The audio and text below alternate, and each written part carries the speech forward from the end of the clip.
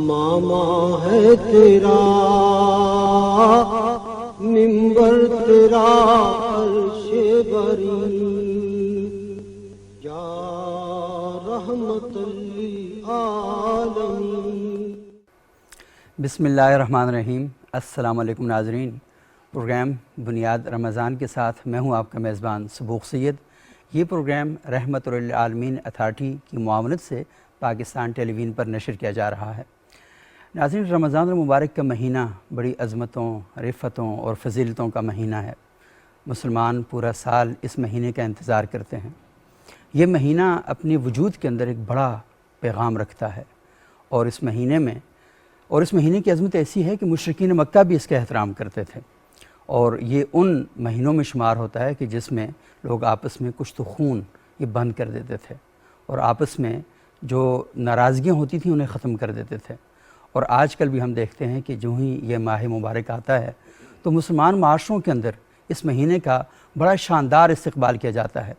اللہ کے رسول صلی اللہ علیہ وآلہ وسلم اس مہینے کی آمد سے پہلے ہی اس مہینے کا استقبال شروع کر دیتے تھے، اور روایات میں آتا تھا کہ اپنی کمر کس لیتے تھے، کیونکہ ان کو پتہ تھا کہ یہ مہینہ محنت کا مہینہ ہے، یہ مہینہ مشقت کا مہینہ ہے، یہ اللہ تعالیٰ کی قربت حاصل کرنے کا مہینہ ہے۔ اس مہینے کے کئی پیغامات ہیں۔ ہم یہ دیکھتے ہیں کہ یہ انسانی ہمدردی کا مہینہ ہے۔ آپ بھوکے اور پیاسے رہ کر ان لوگوں کی یاد کرتے ہیں، ان لوگوں کی بھوک اور پیاس کو محسوس کرتے ہیں کہ جو بھوکے اور پیاسے ہیں، اور پھر آپ کے اندر یہ احساس پیدا ہوتا ہے کہ اللہ تعالیٰ نے ہمیں اگر کھانے کے لیے دیا ہے تو ہم اپنے کھانے میں سے ان کا بھی حصہ رکھیں، اپنے مال میں ان کا بھی ایک حصہ رکھیں۔ تو یہ اصل میں مونس غمخواری کا مہینہ ہے، اور یہ ایک ایسا مہینہ ہے کہ جو انسانوں کو اس بات کا سبق دیتا ہے کہ زندہ معاشرے، بیدار معاشرے اور یکجہت معاشرے انسانی ہمدردی کی بنیاد پر ہی کھڑے ہوتے ہیں۔ وہاں پر احساس جو ہے وہ بھرپور طریقے سے جاگزی ہوتا ہے اور ایک دوسرے کو محسوس کیا جاتا ہے۔ ناظرین، اسلام ایک ایسا دین ہے کہ جس کے بارے میں اللہ تعالیٰ نے قرآن حکیم میں تعارف کرواتے ہوئے خود یہ کہا ہے، ان الدین عند اللہ الاسلام، بے شک اللہ کے ہاں پسندیدہ دین اسلام ہے۔ یعنی کئی ادیان ہیں، لیکن ان میں جو سب سے پسندیدہ دین ہے وہ اسلام ہے۔ اسلام کیوں پسندیدہ دین ہے؟ آپ دیکھتے ہیں کہ جب ہم لوگ آپس میں ایک دوسرے کے ساتھ ملتے ہیں، بغل گیر ہوتے ہیں، تو سب سے پہلا جملہ جو مسلمان دوسرے مسلمان سے کہتا ہے وہ یہ کہتا ہے کہ السلام علیکم۔ ایک وعدہ کرتا ہے ہاتھ ملاتے ہوئے کہ آپ پر سلامتی ہو۔ یہ میرا اور آپ کا معاہدہ ہے، یہ میرا اور آپ کا وعدہ ہے کہ میرے وجود سے آپ کی طرف جو چیز منتقل ہوگی وہ صرف اور صرف سلامتی ہوگی۔ اللہ کی رحمتوں کی دعا کرتا ہے، اللہ کی طرف سے برکتوں کی دعا کرتا ہے کہ ایک مسلمان اپنے معاشرے کے اندر دوسرے وجود سے ملتے ہوئے اس طرح کا معاہدہ کر کے وہ آگے بڑھتا ہے۔ تو ہم السلام علیکم کہہ کے آگے بڑھتے ہیں۔ تو اسلام سلامتی کا دین ہے، خیر کا دین ہے۔ لیکن بدقسمتی کے ساتھ ہمارے معاشرے میں چند عناصر ایسے ہیں کہ جو اسلام کے اس تعارف کو مسخ کرنا چاہتے ہیں، اور وہ یہ چاہتے ہیں کہ پوری دنیا میں اور پورے ملک کے اندر ایک ایسا ماحول قائم کیا جائے کہ اسلام کے خوبصورت چہرے پر فرقہ واریت کا لیبل لگا دیا جائے، اسلام کے پرامن چہرے پر دہشت گردی کا لیبل لگا دیا جائے۔ وہ لوگ پہلے کامیاب ہوئے، نہ اس کے بعد کبھی کامیاب ہوں گے انشاءاللہ۔ لیکن یہ موضوع بڑا اہم ہے، کیونکہ بعض لوگ قرآن حکیم کی مقدس آیات کو اور احادیث کے مقدس عنوانات کو اپنے ذاتی مقاصد کے لیے استعمال کرتے ہیں، اور اس طریقے سے لوگوں کو تاثر دیتے ہیں کہ جیسے وہ قرآن اور حدیث کی روشنی میں جو کچھ کر رہے ہیں وہ سارا کچھ کر رہے ہیں۔ تو آج ہمارے ساتھ ملک عزیز پاکستان کی دو نامور اور بڑی جید شخصیات موجود ہیں کہ جنہوں نے عمر بھر کی کمائی ان کی یہی ہے کہ انہوں نے معاشرے کے اندر خیر کی بات کی، امن کی بات کی، سلامتی کی بات کی۔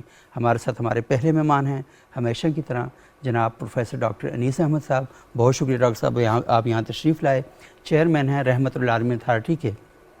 اور ہمارے دوسرے انتہائی معزز مہمان ہیں جناب پروفیسر ڈاکٹر محمد ضیاء الحق صاحب، یہ ڈائریکٹر جنرل ہیں ادارہ تحقیقات اسلامی بین الاقوامی اسلامی یونیورسٹی اسلام آباد کے، اور یہ ایک بہت بڑا پروجیکٹ ہے پاکستان کا، پیغام پاکستان، جس پر پاکستان کے تقریباً 7-8 ہزار سے زیادہ علماء اکرام کے دستخط موجود ہیں۔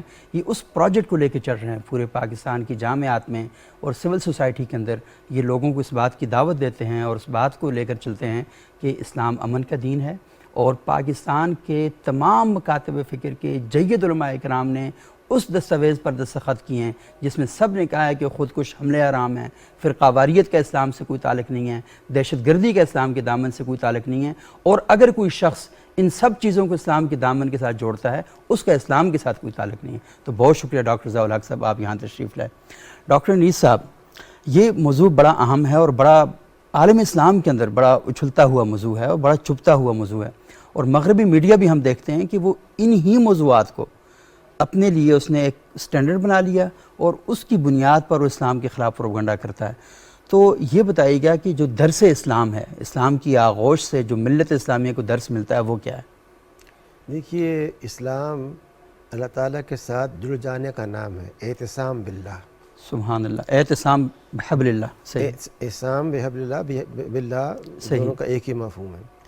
تو یہ جو اللہ تعالیٰ کے ساتھ جڑ جانا ہے، جی جی، اسی کتاب کے ذریعے جڑ جانا ہے، اس کا مطلب یہ ہے کہ ایک ایسی بنیاد ہو جس میں سب متفق ہو جائیں۔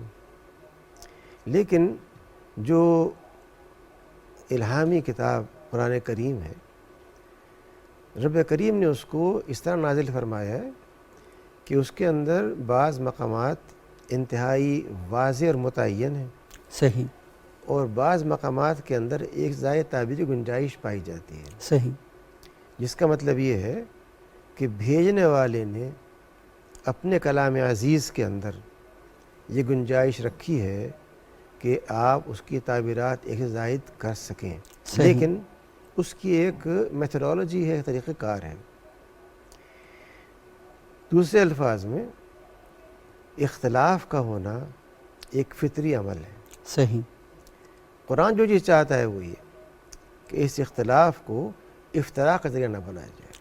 اختلاف کو ایک الگ افتراق کا چیز ذریعہ نہ بنائیں، صحیح، افتراق کا مطلب یہ ہے کہ آپ فرقہ بندی کر رہے ہیں، صحیح، آپ گروہ در گروہ تقسیم ہو رہے ہیں، جبکہ اختلاف کا مطلب یہ ہے کہ آپ ایک امت کا حصہ ہیں، صحیح، اور اس کے اندر ایک زاویے سے دیکھتے ہوئے آپ ایک مفہوم متعین کرتے ہیں، ایک اور آدمی ایک اور مفہوم متعین کرتا ہے۔ صحیح، اب مجھے یہ بتائیے کہ اگر وہ حضرات جو مختلف فقہی تعبیرات کے بانی قرار دیے جاتے ہیں، امام ابو حنیفہ ہوں، امام جعفر ہوں، امام شافعی ہوں، امام صحیح، احمد حنبل ہوں، امام مالک ہوں، یا بعد کے حضرات جنہوں نے مختلف مسالک کی تعبیر پیش کی، ان میں سے کیا کسی ایک نے کبھی یہ بات کہی کہ جو کچھ میں کہتا ہوں وہ حتمی بات ہے؟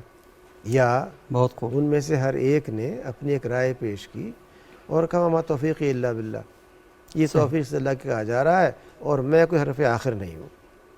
ہماری پرابلم یہ ہے کہ اگر ایک شخص صرف ایک مسلک کو پڑھتا ہے اور اس مسلک کو مسلسل پڑھنے کے بعد اس کا اتنا قائل ہو جاتا ہے کہ وہ سمجھتا ہے کہ یہ حق ہے، دوسرے مسلک کے بارے میں معلومات نہیں ہے اس کو، صحیح، نہ مطالعہ کیا ہے، کچھ سنی سنائی بات ہے اس کے علم میں ہے، تو اس کی رائے کیا بنے گی مسلک کے بارے میں؟ وہ یہ کہے گا نا کہ دوسرا مسلک غلط ہے، میں صحیح ہوں۔ صحیح، بالکل، جس کا مطلب یہ ہوا کہ ہمارے معاشرے کے اندر جو عدم تشدد، جو تشدد ہے، عدم برداشت ہے، اس کی بنیاد پہلی یہ ہے کہ ہمارے پاس معلومات کی کمی ہے۔ صحیح، دوسری چیز یہ کہ معلومات کم بھی ہیں تو پھر جو دو کسوٹیاں ہیں قرآن و حدیث، صحیح، اگر ان سے ہمارا قریبی تعلق ہے تو اس کی بنا پر ہم یہ دیکھ سکتے ہیں کہ جو بات کوئی مسلک بھی کہہ رہا ہے وہ کہاں تک درست کہ نادرست ہے۔ صحیح، اس میں ہم بہت کمی رکھتے ہیں، اور میرے علم میں نہیں ہے کہ کوئی بھی مدارس ہمارے ہاں ایسے ہوں جو مکمل ایک معروف مفسر کی تفسیر الفاتحہ سے الناس تک ہر معاملے پڑھاتے ہوں۔ ہمارے ہاں جو روایت چلی آ رہی ہے وہ یہ ہے کہ بعض اجزاء بعض تفاسیر سے پڑھائے جاتے ہیں، صحیح، اور اس بنا پر ہم کہتے ہیں کہ ہم نے فلاں مفسر کو سمجھ لیا۔ اب مجھے بتائیے، اگر آپ مختلف مسالک کے ائمہ کے خیالات نہ جانیں اور محض اپنے جاننے کے بعد کسی کے بعض گوشوں کو اٹھا کے دیکھنا شروع کر دیں تو کیا رائے بنے گی آپ کی؟ بالکل، آپ نے تو نیچرلی آپ کی رائے بنے گی کہ یہ تو غلط تصورات ہیں۔ جو میں کہنا چاہتا ہوں وہ یہ کہ ہمارا نظام تعلیم جامعات کا ہو یا مدارس کا ہو، صحیح، دونوں میں اس بات کی ضرورت ہے کہ دین کی وہ بنیادی معلومات جو قرآن حدیث دیتے ہیں، وہ بنیادی اصول جو یہ دیتے ہیں، اگر وہ سمجھا دیے جائیں اور پھر تقابلی مطالعہ ہو صحیح، جس میں آپ کو یہ معلوم ہو کہ کون سا مسلک کیا بات کہتا ہے، اور جو میرا ناقص مطالعہ وہ یہ بتاتا ہے کہ اگر یہ کیا جائے گا تو 95% مسائل وہ ہیں جس میں کوئی اختلاف ہے ہی نہیں، صرف نہیں ہے بالکل، اختلاف جہاں پر ہے وہ جزئی مسائل ہیں، ان کے اندر بآسانی تعبیر گنجائش پائی جا سکتی ہے، اور ایک ایسا معاشرہ وجود میں آ سکتا ہے جو دوسرے کو نہ صرف برداشت کرے بلکہ اس سے محبت رکھے، اس کی عزت کرے، اس کی رائے کا احترام کرے۔ صحیح، اگر صحابہ کرام مختلف مسائل پہ رائے رکھنے کے باوجود احترام کرتے ہیں، ایک دوسرے پہ جان دیتے ہیں، ہم کیوں نہیں کر سکتے؟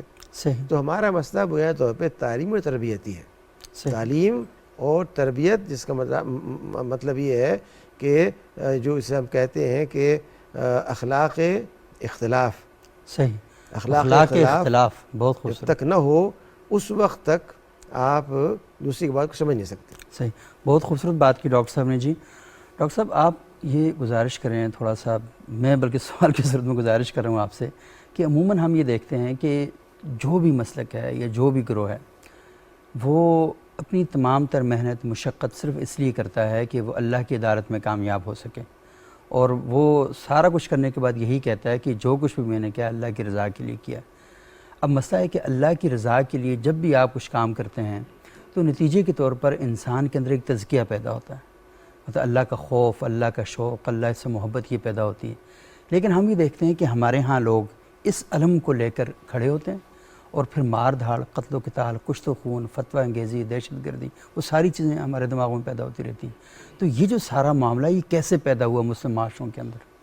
بسم اللہ الرحمن الرحیم۔ پروفیسر ڈاکٹر انیس صاحب نے جو بات کی،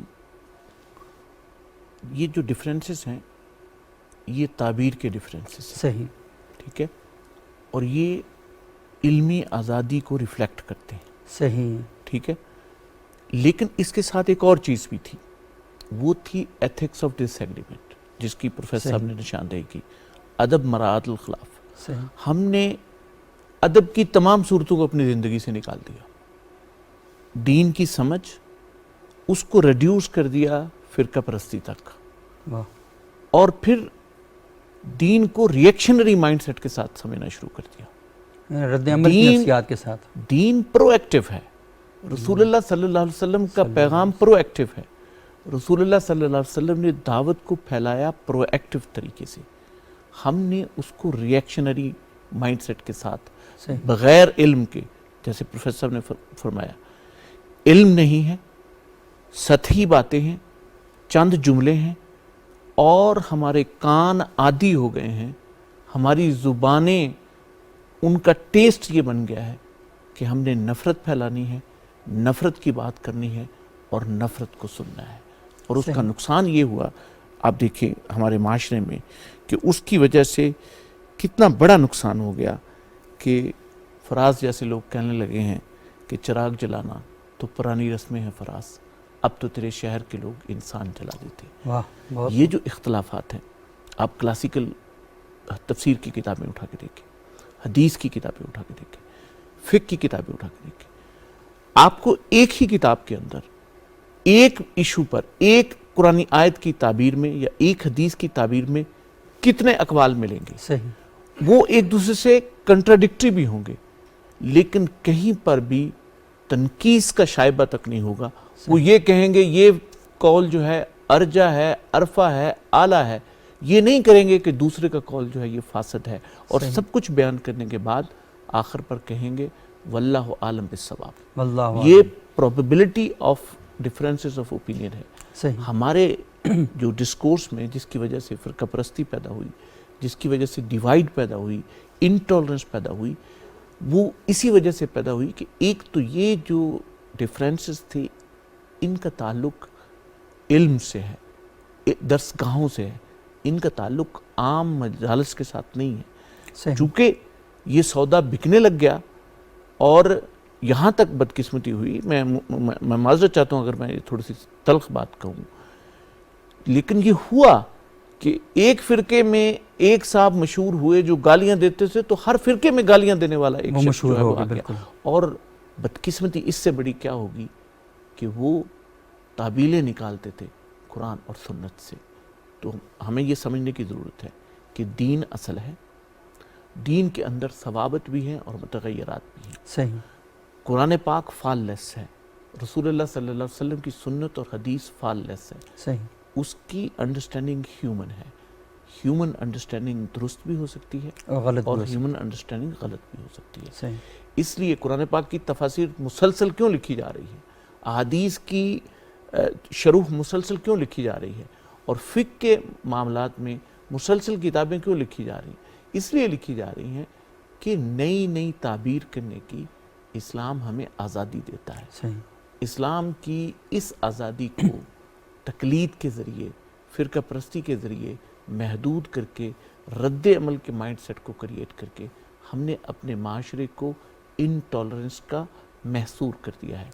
پہلے یہ انٹالرنس صرف اصل میں جب انٹالرنس پریکٹس کی جاتی ہے صحیح تو اس کے ذریعے ایک اتھارٹی کریٹ کی جاتی ہے اور اس اتھارٹی کو پھر ایگزیکیوٹ کیا جاتا ہے اپنے پرسنل انٹرسٹ کو پروٹیکٹ کرنے کے لیے. صحیح. اسی چیز کو چیلنج کرنے کے لیے آپ نے پیغام پاکستان کا ذکر کیا.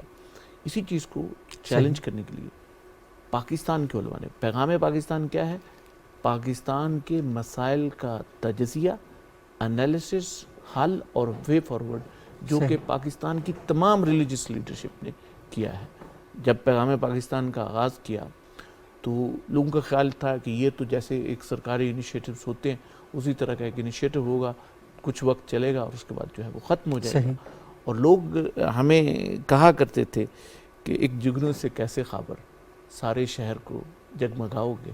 اور ہم نے لوگوں کو کہا اور پیغام پاکستان کے ذریعے ہم نے یہ ثابت کیا کہ پانی آنکھ میں بھر کر لایا جا سکتا ہے، اب بھی جلتا شہر بچایا جا سکتا ہے. واہ، پانی آنکھ میں بھر کر لایا جا سکتا ہے، اب بھی جلتا شہر بچایا جا سکتا ہے. بہت خوبصورت ڈاکٹر صاحب، آپ نے تو پورا اسے دریا کو کوزے میں سمو دیا اور پوری ہسٹری ایک بیان کر دی. اور میرا خیال ہے ایسے ہی ہوا کہ جب ہمارے ہاں اہل علم کی قدر ہوتی تھی ڈاکٹر صاحب، اور جو عمراء ہوتے تھے وہ ان کو اپنی محافل میں بلاتے تھے، تو اس دور میں کچھ ایسے لوگ بھی پیدا ہوئے کہ جنہوں نے اپنی ذاتی شہرت کے لیے اور اپنی انا کی تسکین کے لیے یہ مناظرے بازی کا، پہلے مناظرہ اہل علم کا آپس میں تبادلہ خیال ہوتا تھا، بعد میں ایک دوسرے پر تفوق حاصل کرنے کے لیے اور برتری حاصل کرنے کے لیے ایسا ماحول بنا دیا گیا، پھر وہ مناظرے باز آگے اور ان کے نتیجے میں پورا معاشرہ فتنے کا اور اس کا، کیونکہ علم تو بڑا خاص ایک چیز ہے اور اگر جب وہ عوام اس میں آ جائے بالکل نچلی سطح پہ تو پھر بڑے پرابلم کریٹ ہوتے ہیں. اچھا ڈاکٹر صاحب، بین المسالک ہم آہنگی، کیونکہ اب تو یہ ساری چیزیں وجود میں آ چکی ہیں اور ہم ایک ایسے ماحول میں بستے ہیں کہ جہاں پر یہ سارے پرابلم موجود ہیں، تو اب ہم واپس کیسے پلٹیں؟ اور ہم یہ دیکھ رہے ہیں کہ یہ انتشار، افتراق ہمارے ہاں موجود ہے. ڈاکٹر صاحب نے ان کوششوں کا ذکر کیا جو پاکستان کے اندر پیغام پاکستان کی صورت میں یا بہت سے حوالوں سے ہوئی ہیں، لیکن ہم یہ دیکھتے ہیں کہ وہ ساری کوششیں گورنمنٹ کے امبریلا کے اندر ہو رہی ہے. سوسائٹی انیشیٹو جو ہے وہ بھی بڑا امپورٹنٹ ہے. تو سوسائٹی کے لیول پر ہم نے دیکھا پاکستان میں ملی یکجہتی کونسل جیسی تنظیمیں ہمارے سامنے آتی ہیں، امن کمیٹیاں آتی ہیں، یہ علماء کرام خود اکٹھ کرتے ہیں، بیٹھ کے کام کرتے ہیں. تو واپس کیسے آئیں کہ کم از کم یہ جو فسادات ہیں ان سے ہم نکلیں اور دوبارہ قرآن و سنت کے دامن میں بنا لیں؟ دیکھیے، تین چیزیں بڑی بنیادی ہیں. پہلی تو یہ ہے کہ تعلیمی حکمت عملی ایسی ہونی چاہیے جس کے ذریعے لوگوں میں صحیح معلومات پہنچ سکیں. صحیح معلومات جب پہنچیں گی تو لازمی طور پہ کچھ عرصے کے بعد رویے میں فرق پیدا ہوگا. صحیح. دوسری بات یہ ہے کہ انسان جس چیز کا نام ہے، کتنا ہی وہ شدت پسند کیوں نہ ہو، اس کے اندر اللہ تعالیٰ نے بعض خوبیاں بھی رکھی ہیں. صحیح. اسی بنا پہ کہا گیا کہ وہ آسانی تخلیق ہے. صحیح. میں یہ دیکھتا ہوں کہ جو حضرات دوسرے مسالک پر اعتراض کرتے ہیں، بلکہ تکفیر تک پہنچ جاتے ہیں بعض اوقات غلو کے اندر، اگر ان سے پوچھا جائے کہ عزیز من یہ بتائیے کہ فلاں مسئلہ جس کی آپ تکفیر کرتے ہیں، کیا آپ نے کبھی اس کی درسگاہ میں جا کر کے اس کے معلم سے، شیخ الحدیث سے مصافحہ کیا ہے، اس سے گفتگو کی ہے؟ وہ جو درس دیتا ہے اپنے ہاں، کبھی وہ آپ نے سنا ہے؟ مجھے یقین ہے کہ 99.9% سے بھی زیادہ افراد یہ کہیں گے کہ ہم نے کبھی قدم نہیں رکھا، کیونکہ وہ خائف ہیں اور ڈرتے ہیں۔ صحیح۔ ہم نے جب اسلامی یونیورسٹی کے اندر دعویٰ اکیڈمی قائم کی تو اس کا ایک اصول یہ بنایا کہ جو ائمہ حضرات اور خطبہ کے لیے ہم نے ایک پروگرام آیا 3 ماہ کا، اس کے اندر یہ پروگرام میں حصہ رکھا کہ جو کلاس تھی 40 ائمہ کی، خطبہ کی، اسے ہم لے کے جائیں گے پہلے ایک مسلک کی درسگاہ میں، پھر دوسرے کی، پھر تیسرے کی، پھر چوتھے کی، پھر 5ویں کی، اور پھر ان سے پوچھیں گے کہ اب ان جگہوں پہ جانے کے بعد کیا آپ کی رائے وہی ہے جو پہلے تھی؟ صحیح، بالکل۔ کیونکہ جب ایک شخص گیا کسی ایسے مدرسے میں، اس کے بارے میں سنا تھا، یہاں تو بڑی بدعتیں ہوتی ہیں، صحیح، دیگیں چڑھتی ہیں، چڑھاوے ہوتے ہیں، جب وہاں گیا تو وہی پھٹے ہوئے ٹاٹ کی چٹائی ہے جس کے اوپر وہ بیٹھا ہوا شیخ حدیث پڑھا رہا ہے۔ جب اذان ہوئی، نماز پڑھ لی، دوبارہ واپس آ گئے، نہ وہاں پہ کوئی گولیاں چل رہی ہیں، نہ کوئی چاقو چلانا سکھائے جا رہے ہیں، دین کی بات ہو رہی۔ صحیح، جب گئے دوسرے مدرسے میں، جب یہاں پہ کچھ مختلف نہیں۔ صحیح، تو ایکسپیرینشل جو اسپیکٹ ہے ہیومن نیچر کا، اور جو میں نے تجربہ کیا ہے، اس سے جو بات کر رہا ہوں یہ نظری بات نہیں ہے، صحیح، عملی بات ہے، تو اگر یہ ہم کریں تو اس کا اثر لازمی طور پہ ہونا چاہیے۔ صحیح، تیسری بات یہ کہ علمی سطح کے اوپر جو کہ ہمارے ہاں غیر معروف ہیں ان کو معروف کیا جائے۔ مثال کے طور پہ رواس قلاجی مشہور استا کے ایک عالم ہیں، میں نے ان کو بلایا تھا خود ذاتی طور پر، ملیشیا جب میں تھا، صحیح، بلا کے نصبات پہ گفتگو کی تھی ان سے۔ ان کی موسوعہ فقہ الاسلامی ہے جو 7 جلدوں کے اندر، صحیح، اور اس میں انہوں نے مختلف صحابہ کرام کے وہ آراء جو فقہی نوعیت کی ہیں صحیح، یکجا کی ہیں۔ مجھے اتفاق ہوا ہے اس کے کچھ اجزاء پڑھنے کا، بالخصوص جو حضرت علی کا، حضرت عمر کا فقہ ہے، اس کا صحیح، میں نے مطالعہ کیا ہے، اور مجھے دیکھ کے حیرت ہوئی کہ جو ان کی آراء ہیں صحیح، اس میں کہیں اختلاف نہیں پایا جاتا، اگر ہے تو بمشکل وہ 5% سے بھی کم۔ ٹھیک، اچھا، اب مجھے بتائیے کہ اگر اس قسم کا مواد جو موجود ہے اس کو آپ پڑھائیں گے، نتائج کیا ہوں گے؟ ذہن کون سا بنے گا؟ وہ احترام کرے گا، صحیح، وہ اس بات کو سمجھے گا۔ تو میں یہ سمجھتا ہوں کہ سب سے مؤثر تدریسی حکمت عملی ہے جو نمائشی کام ہوتے ہیں ان کے کوئی اثرات نہیں ہوتے۔ صحیح، نمائشی کام سے مراد یہ ہے کہ آپ نے ٹکٹ دے کر کے ملک کے مختلف گوشوں سے کچھ حضرات کو دعوت دی، وہ تشریف لائے، ایک فوٹو سیشن ہوا جس میں سب نے ہاتھوں کو تھاما، جب فوٹو کھنچ گیا انہیں پھر ہاتھ رگڑ کے صاف کیے گئے، میں نے کیوں ہاتھ ملا لیا تھا۔ صحیح، تو یہ جو مصنوعی کام ہے اس سے کچھ نہیں ہو سکتا۔ جو چیز اصل ہے وہ یہ کہ آپ ساتھ رہیں۔ ایک آخری مثال جو آپ کو دوں گا، اور اس پہ میں دعوے سے کہہ سکتا ہوں کہ جو میں عرض کر رہا ہوں آج تک نہیں کیا گیا، مجھے یہ بتائیے کہ ایک مدرسہ جو دیوبندی ہے، صحیح، ایک جو بریلوی ہے، ایک جو اہل تشریع کا ہے، ایک اہل حدیث کا ہے، کیا کبھی ان کے درمیان کوئی فٹ بال ٹورنامنٹ ہوا؟ 75 سال کے اندر فٹ بال ٹورنامنٹ کبھی ہوا؟ ہاکی کھیلی کبھی انہوں نے کوئی ڈیبیٹ کیا آپس میں بیٹھ کر کے؟ صحیح، اگر آپ یہ نہیں کریں گے کس طرح جانیں وہ کون ہے؟ صحیح، ان کے لیے ہر ایک اجنبی ہے، صحیح، اور اجنبی کا خوف ہے۔ تو معمولی حکمت عملی ہے جو میں آپ سے عرض کر رہا ہوں، اور یہ اپلائیڈ اسپیکٹ ہے، یہ فلسفہ نہیں ہے، صحیح، اور تجربہ کیا ہوا ہے۔ اس لیے اگر ہم چاہتے ہوں تو ہم کر سکتے ہیں، اس میں کوئی ٹھیکہ نہیں ہے حکومت کا، حکومت کا۔ یہ وہ کام ہے جو کوئی بھی ادارہ آگے بڑھ کے کر سکتا ہے۔ ہم نے کیا ہے، صحیح، جو کہ میں نے اپنے ہاتھ سے کام کیا، مجھے معلوم ہے، اینڈ اٹ ورکس۔ صحیح، تو ہم آج بھی یہ کر سکتے ہیں اگر ہم سیریس ہوں۔ محض کانفرنسیں اور محض قراردادیں کافی نہیں ہو سکتی جب تک آپ عملاً ان کو انوالو نہ کریں۔ صحیح۔ اچھا ڈاکٹر صاحب، یہ جو آپ نے دعویٰ اکیڈمی کے پروجیکٹ کا ذکر کیا، یہ بڑا امپورٹنٹ اس حوالے سے بھی تھا کہ تمام مسالک کے مدرسوں سے فارغ ہونے والے علماء اور وہ ائمہ مساجد جو تھے وہ اکٹھے ہوتے تھے آپس میں، اور کیونکہ 1-2 دن کی تقریب، 3 دن کی تقریب میں اتنا نہیں کھل سکتے، لیکن جب 3 مہینے آپ اکٹھے رہتے ہیں، ایک جگہ بیٹھ کے کھانا کھاتے ہیں، آپس میں ڈسکشن کرتے ہیں، اور پھر اسپیشلی جس طرح وزٹ آپ نے بتایا کہ مختلف مدارس کے ہوتے ہیں، اور وہاں پر ان کے جید علماء، کیونکہ جب کسی مدرسے میں جائیں گے تو وہ اپنے سب سے ذہین عالم کا انتخاب کرتے ہیں کہ وہ ان بچوں کے سامنے گفتگو کرے، تو جب وہ ساری باتیں ہوتی ہیں تو میرا خیال ہے کہ وہ جاتے ہوئے ان کے آپس میں اتنے اسٹرانگ کنیکشن بن جاتے ہیں کہ وہ دیوبندی بریلوی کو اپنی مسجد میں بلا رہا ہوتا ہے، بریلوی دیوبندی کو اپنی یہ مسجد میں شرط بلا رہا تھی کہ ہوتا ہے، آپ اس کے بعد یہ کریں گے، یہ کریں گے بالکل. یہ شرط تھی. تو مطلب ایک بڑا سازگار ماحول جو ہے وہ قائم ہو سکتا ہے وہاں پہ، لیکن کیونکہ عصبیت اتنی اسٹرانگ ہے کہ وہاں پہ جب آپ نے بلا لیا دوسرے بندے مسلک کا بندہ، تو وہ بعض صورتوں میں آپ کو خود بھی چھٹی کرنی پڑتی ہے پھر ساتھ ہی، تو یہ پرابلم ہی ہو جاتا ہے. اچھا ڈاکٹر صاحب نے بڑی امپورٹنٹ چیزوں کی توجہ دلائی کہ ان مدارس کے درمیان کوئی ڈائلاگ ہونا چاہیے، کوئی فٹ بال ٹورنامنٹ ہونا چاہیے، کوئی چیزیں ہونی چاہیے. تو ڈاکٹر صاحب کچھ چھوٹے موٹے انیشیٹو تو لیے ایسے بہت سارے انیشیٹو ہے سر. ایک تو ہم نے مدرسہ کرکٹ لیگ شروع کروائی ہے، جی اچھا. اور یہ زلمی جو فاؤنڈیشن پشاور زلمی ان کی ہیلپ سے ہے. اس میں مختلف سیکٹس کے جو مدارس ہیں ان کے بچے الگ الگ ٹیمیں بنائی جاتی ہیں، اور یہ بڑا ایکسٹینسولی یعنی کے پی کے میں اور بلوچستان میں یہ لیگ بن گئی ہے. پنجاب اور سندھ میں اس پہ کام ہو رہا ہے، اور ان کے پھر میچز ہوتے ہیں. اور ہماری کوشش یہ ہے پیغام پاکستان کی کہ جو ہماری نیشنل کرکٹ لیگ ہے اس میں ایک لیگ جو ہے وہ مدرسہ کرکٹ لیگ ہو. اچھا، جس طرح ہمارے مدارس کے اختلافات ہیں اسی طرح ہمارے ہاں چرچ کے اختلافات بھی ہیں. صحیح. اسی طرح کا ایک انیشیٹو چرچ کرکٹ لیگ کا بھی ہے، اس میں بھی زلمی فاؤنڈیشن جو ہے وہ مل کے کام کر رہی ہے. اس کے علاوہ ہم نے کچھ اور پروگرام کیے ہیں، اور میں یہاں بتاؤں کہ یہ پروگرام ہم نے دعویٰ اکیڈمی کی سکسیس سٹوری کی بنیاد پر ڈیزائن کی. دعویٰ اکیڈمی پاکستان کی سکسیس سٹوری ہے. صحیح بالکل. اس سکسیس سٹوری کی اہمیت بنگلہ دیش کے مدرسہ بورڈ سے کم نہیں ہے. وہ پروموٹ کرتے ہیں، ہم اس کو پروموٹ نہیں کرتے.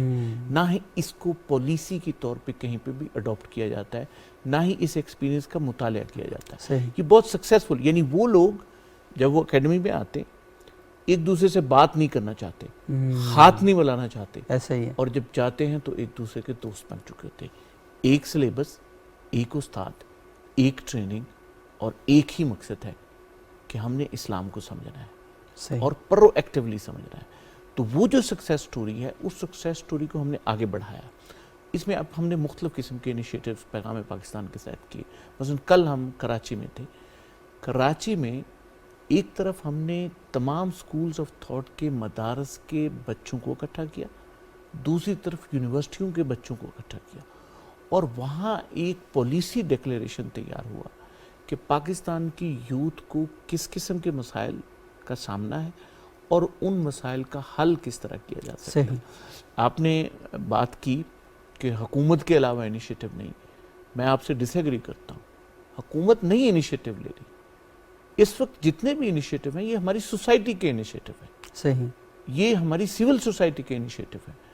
ہونا یہ چاہیے کہ حکومت اس کو اونرشپ دے، حکومت کی پالیسیوں میں کنٹینیوٹی ہو، کیونکہ ہم اس طرح اپنے معاشرے کو نہیں چھوڑ سکتے. صحیح. ہمارے گھر میں آگ لگی ہوئی ہو تو اس جلتے ہوئے گھر کو اس طرح نہیں چھوڑا. وہ ایک گھر نہیں جلے گا، وہ پورا محلہ جلے گا، وہ پورا گاؤں جلے گا، وہ پورا شہر جلے گا، اور جل رہے ہیں. صحیح. اور اس میں ایک اور بڑی امپورٹنٹ چیز ہے جس کی بڑی ضرورت ہے.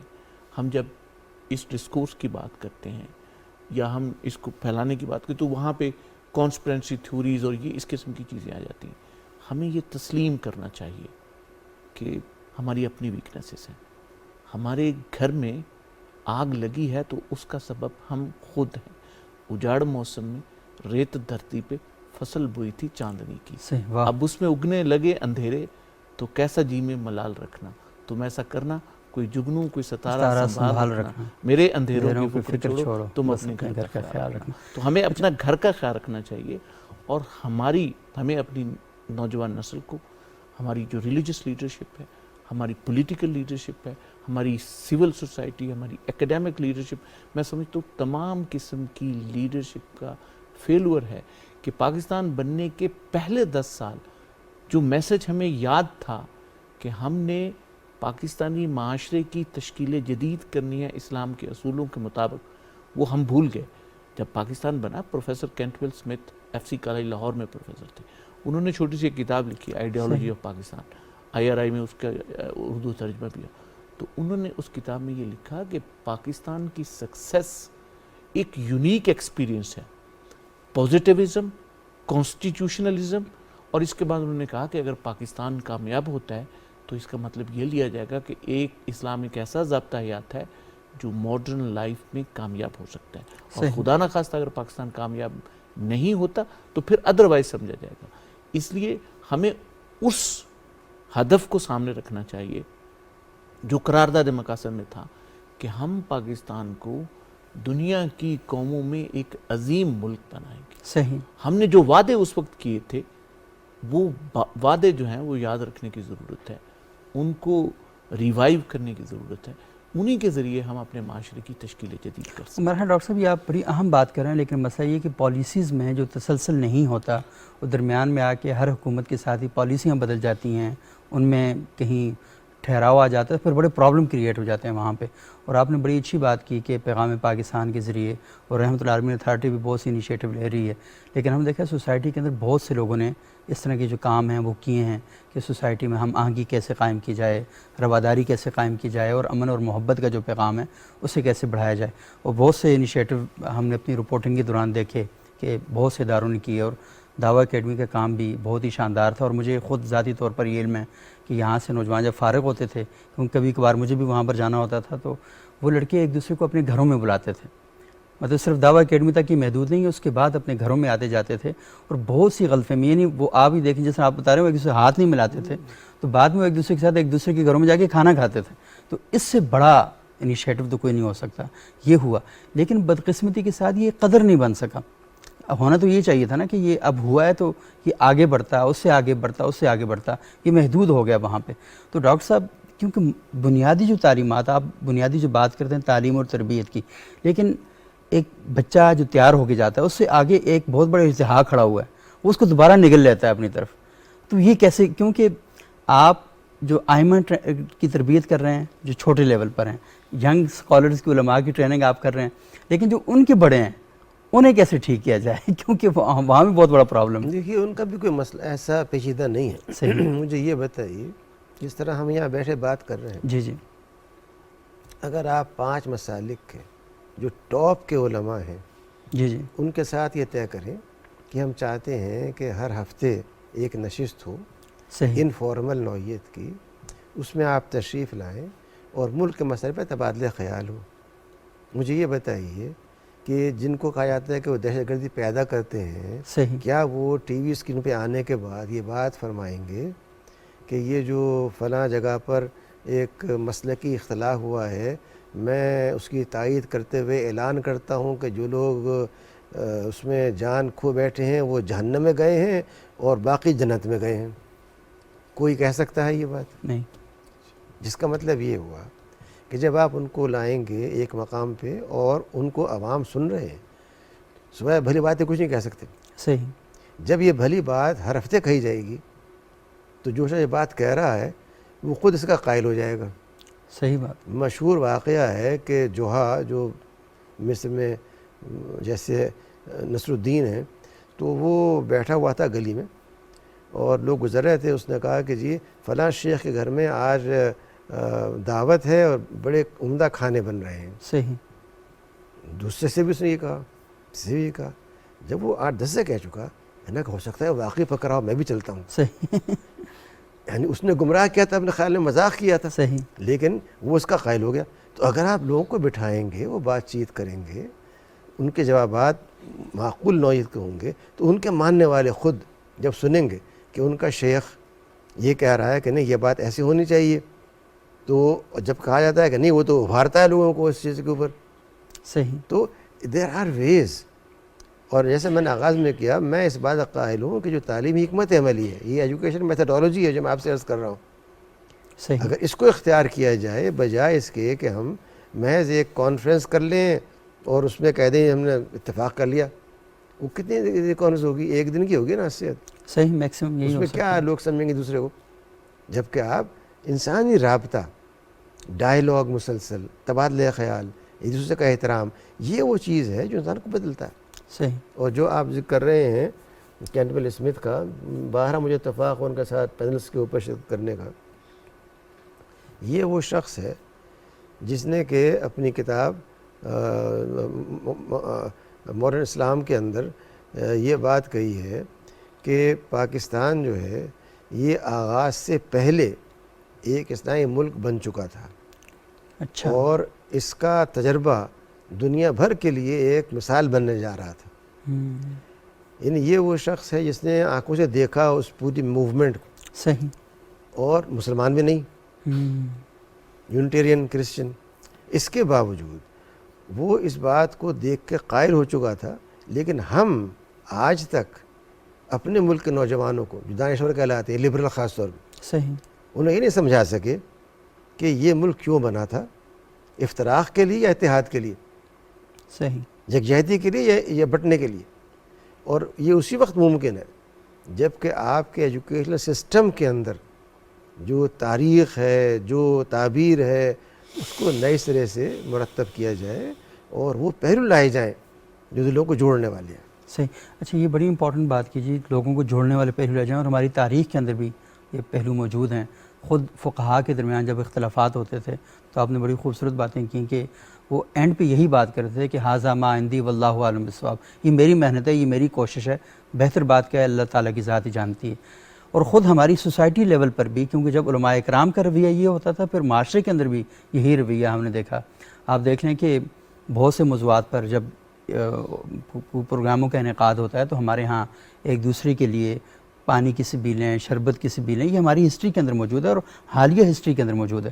یہ کچھ عرصے سے ہم نے ابھی تک جو داخلی جو انتشار ہے اس کے بارے میں بات کی، لیکن خارجی عوامل نے بھی بہت بڑا رول پلے کیا ہماری سوسائٹی کو اس جگہ تک پہنچانے میں، اور یہ بات اس وقت تک مکمل نہیں ہوتی جب تک ہم ان خارجی عناصر کی بات نہیں کرتے۔ تو یہ جو خارجی عناصر ہیں ڈاکٹر صاحب، ان کے بارے میں تھوڑا سا بتائیں، کیونکہ سوسائٹی تو ہماری ٹھیک ہے چھوٹی موٹی چیزیں چل رہی تھیں، لیکن ان کا ایک بہت بڑا رول ہے۔ دیکھیں، دشمن تو دشمن ہوتا ہے، صحیح، اس کا لیکن یہ دشمن جو ہے دوست کے روپ میں آیا تھا۔ میں عرض کرتا ہوں، میری بات سنیں، صحیح، اس میں خارجی عناصر ہوں گے لیکن بیسک ذمہ داری ہماری ہے، بالکل اچھا، صحیح۔ اور میں یہ کہوں کہ کچھ سفر زیست بھی لمبا تھا، کچھ ہم بھی تھوڑا سست چلے، واہ، کچھ ہم بھی اپنے دشمن تھے، کچھ دشمن ہم کو بہت ملے، واہ، کچھ ہم منزل کو بھول گئے، کچھ رستے ہم کو سخت ملے۔ واہ۔ تو میں اگین یہ کہوں گا کہ یہ ایک خارجی عناصر کے اوپر یہ ذمہ آپ نے داری یہ پڑھا تو مجھے منیر نیازی صاحب یاد آ گئے، انہیں کچھ شہر دے لوگ بھی ظالم سن کو سانو مرندہ شوق۔ میں اگین اس میں یہ کہتا ہوں کہ اصل میں یہ پچھلے 300 سال سے اسلامک سویلائزیشن کے اندر یہ ایک کرائسس پیدا ہوا کہ ہم نے اپنی ناکامیوں کی ذمہ داری تھیوری پہ ڈال دی۔ اس کا نتیجہ یہ ہوا کہ ہم بے عمل ہو کے بیٹھ گئے۔ ہم یہ کہتے ہیں کہ یہ تو ہمارا دشمن کر رہا ہے، تو دشمن کر رہا ہے تو کیا ہماری ذمہ داری نہیں ہے؟ دیکھیں قرآن پاک میں بھی ہے، کازز اور افیکٹس کی تھیوری ہر جگہ ایگزیکیوٹ کرتی ہے۔ کوئی اگر انتشار پیدا کر رہا ہے اور ہم اس انتشار میں اس کا ٹول بن رہے ہیں، اس کا آلہ بن رہے ہیں، پہلی بات تو یہ کہ ان کو کیا پڑی ہے کہ آگے اس طرح ہمارے ہاں دنگا فساد کرتے رہے۔ مجھے بتائیے خودکش کون تھے؟ صحیح، ہمارے ہی تھے نا۔ ایسے ہی تھا۔ 15 سال لگے ہماری قوم کو یہ تسلیم کرنے کے لیے کہ یہ ہمارے ہی بچے تھے۔ کبھی ہم اس کو کسی کی سازش، کبھی اس کی سازش۔ کیا ان میں کوئی ہندو تھا؟ کیا کوئی ان میں گورا تھا؟ کوئی ان میں دوسرا تھا؟ ہمارے ہی اپنے بچے تھے جو گمراہ ہوئے تھے۔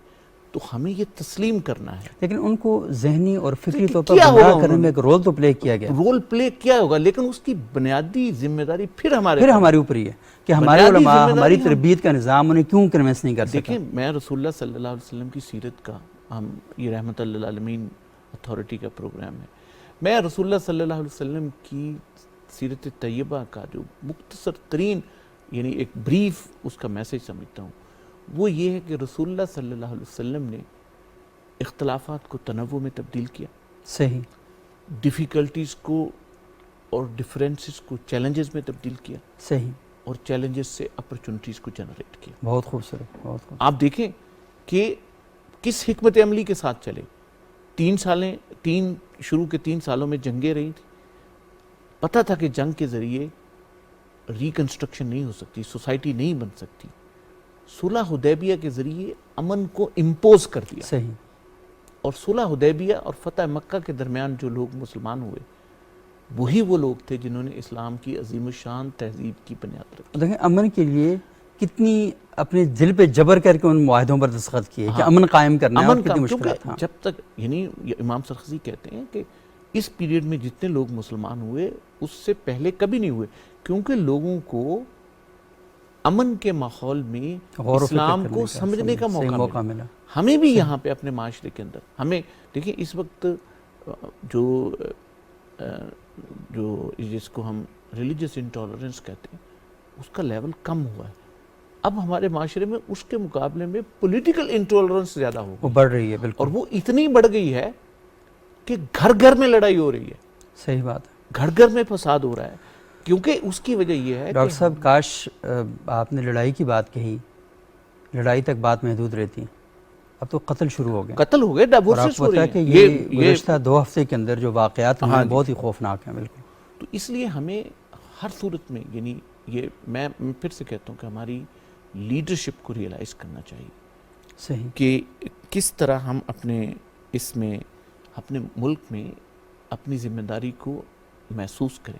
صحیح پاکستانی عوام کا بھی حق ہے کہ یہاں خوشیاں ہوں، صحیح بالکل. یہاں امن ہو، یہاں 40 سال سکون سے ہم ہو. یہ سارا کچھ تو خون دیکھ رہے ہیں، تو کم از کم قافلے خاک ہوئے دشت میں کتنے، کاش خوشیوں کی طرح درد بھی ہجرت کرتے. واہ، کاش خوشیوں کی طرح درد بھی ہجرت کرتے. کرتے. ہماری خوشیاں ہجرت کر کے جا رہی ہیں، ہمارے درد جو ہیں ان میں اضافہ ہو رہا ہے. ہمیں اس صورتحال کو تبدیل کرنے کی ضرورت ہے. اور میں آپ کو بتاؤں اس وقت ہماری سوسائٹی کے اندر یہ احساس پیدا ہو رہا ہے. ضرورت اس بات کی ہے کہ جیسے پیغام پاکستان، رحمت للعالمین اتھارٹی، ایون کئی مدارس وہ مل کے یہ کوشش کر رہے ہیں، مدارس اور یونیورسٹیاں ایک دوسرے کے ساتھ مل رہی ہیں. بالکل آپس میں، کیونکہ جیسے ہمارے فقہا تو ہمیشہ یہ بات کہتے ہیں کہ اگر عدل کا نظام حکومت نہیں کام کر رہی تو سوسائٹی خود عدل کا نظام قائم کرے، سوسائٹی خود قاضی کا تقرر کرے. کیونکہ اس وقت جو ہمارا سٹرونگ انسٹیٹیوشن ہے جس کی بیس کے اوپر ہماری ساری سوسائٹی اسٹیبلش ہے وہ فیملی کا ہے. اس قسم کی نفرت انگیزی کی وجہ سے اس انسٹیٹیوشن کو بڑے تھریٹ پیدا ہوتے ہیں. بالکل. تو اس لیے ہمیں اپنی سوسائٹی کو بچانا ہے تو ہمیں اپنے ٹریڈیشنل انسٹیٹیوشنز کو بچانا ہوگا، ایک دوسرے کو برداشت کرنا ہوگا، ایک دوسرے کی اوپینین کو سننا ہوگا. اور ہمیں یہ بچوں کے اندر، اساتذہ کے اندر، یعنی میں سمجھتا ہوں کہ ڈاکٹر صاحب نے جو بات بار بار ڈاکٹر صاحب فرما رہے ہیں، تعلیمی نظام، صحیح کنٹینیوٹی، کنسسٹنسی، سٹیبلٹی اور لانگ لاسٹنگ پالیسی، اس میں بیسک اس وقت ہماری پرابلم یہ ہے کہ تعلیمی ادارے ٹرینڈ سیٹرز نہیں ہیں. تعلیمی ادارے اس ٹرینڈ کو فالو کر رہے ہیں جو سوسائٹی میں ہے. صحیح ہونا یہ چاہیے کہ تعلیمی ادارے ٹرینڈ سیٹ کریں، سوسائٹی ان کے پیچھے رواج بنائیں اور سوسائٹی ان کو اڈاپٹ پیچھے چلے. اور یہ جس قسم کی نفرت انگیزی ہم پارلیمنٹ میں دیکھ رہے ہیں، اسمبلیوں میں دیکھ رہے ہیں، ایک دوسرے کو مار رہے ہیں، ایک دوسرے کو زخمی کر رہے ہیں، یہ انٹالرنس کے وہ رویے ہیں جن کو ہم نے اپنے تعلیمی اداروں میں پروان چڑھایا ہے. یہ بہت خوبصورت آپ بات کر رہے ہیں کہ جب تک تعلیمی اداروں میں جب تک ان چیزوں کو ہم نہیں لے کر چلیں گے، کیونکہ تربیت کے مراکز یہی ہیں.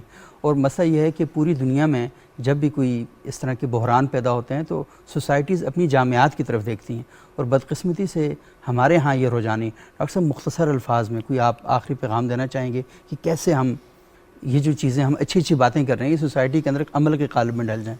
جی، یہ گفتگو گھر کے اندر کھانے کی میز کے اوپر، صحیح، یہ گفتگو غرفہ درس کے اندر، یہ گفتگو میڈیا کے اندر، یہ گفتگو معاشرے میں اور کاروباری مراکز میں جب تک نہیں کی جائے گی اس وقت تک ہم اس بات کو آگے نہیں پھیلا سکتے.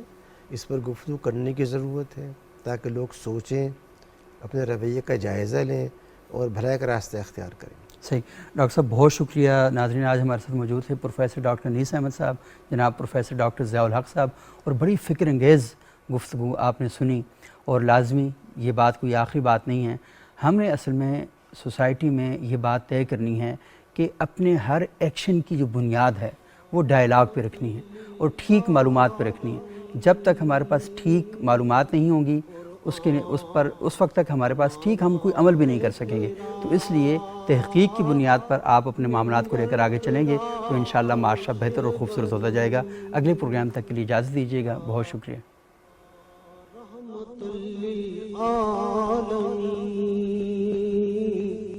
قرآن امامہ ہے تیرا